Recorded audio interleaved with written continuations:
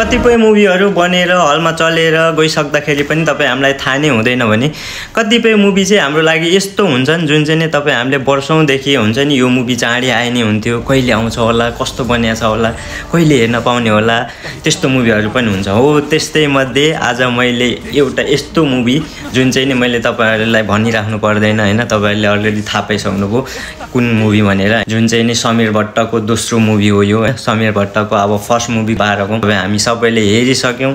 समीर भट्टको अब एक्टिङको बयान गर्नै पर्दैन होइन।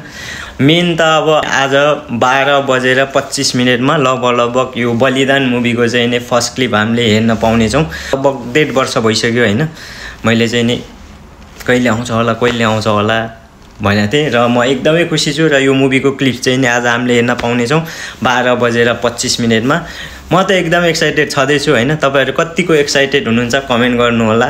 र आज 12:25 चाहिँ नि यसको फर्स्ट क्लिप हेर्न नबिर्सिनु होला। म चाहिँ एकदम एक्साइटेड छु, पक्कै पनि यो मुभी एकदमै बेस्ट नै बनेको छ होइन। र यति भन्दै म राजा राई आजको यस भिडियोबाट चाहिँ बिदा माग्छु।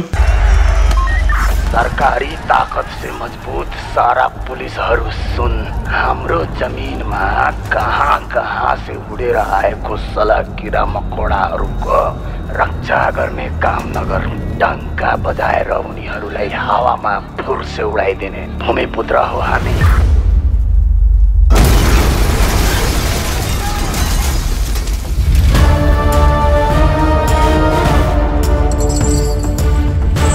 परिवर्तन र पहिचानका नाममा जनताको बलि चढाएर देशको अस्मिता लुट्न थालेपछि अब परचक्रीको फन्दाबाट देश जोगाउन यस्ता कुटिलहरूको बलि दिने बेला आएको छ।